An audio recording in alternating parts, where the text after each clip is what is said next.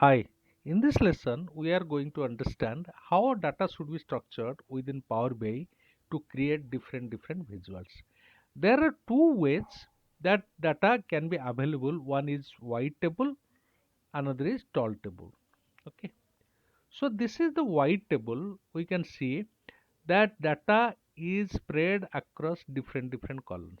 Okay, so there are three variables we will find. One is product variable, another is um, year variable, and this is the sales variable. Okay, so what happens in this case?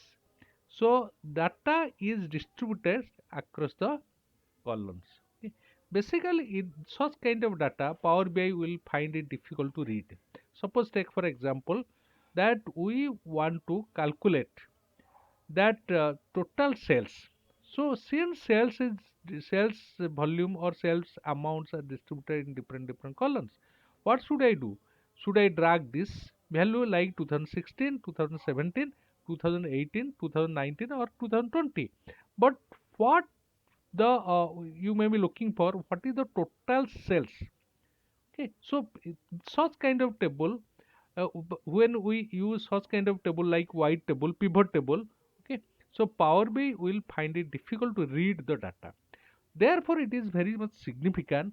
We must structure the data in the tall table so that it will become easy for the for Power BI to understand and read the data. Okay, so let us see tall table.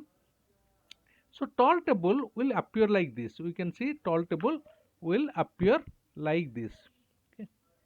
So this is like, take for example product. So product like books is having different occurrence, like books is sold, take for example 4 1 2 3 4 5, okay, times, and in the year 2016, 17, 18, 19, 20, and similarly there are also different sales amount we will find. Okay, we have found here. Similarly for the notepad, like this, and pencil also there, and text is also there, and pens are also there. So year wise we have these different columns. Actually such kind of table is easily that Power BI understand it very easily. And when we want to convert that we want to create certain kind of visuals, we can drag simply the cells columns, okay, cells field to the values, so that we can create visuals. So therefore it is very much essential, we must for us to understand the type of data that we should, that Power BI understand. So normally what happens, we are normally comfortable with this pivot table. Okay, we may collect the data like this pivot table wise, but what we need to do, we must, before loading the data in Power BI, that we must transform this data in navigator box for a white table to, from a white table to tall table, so that Power BI can understand. So that's for the lessons. In the next lessons that we are going to transform this data.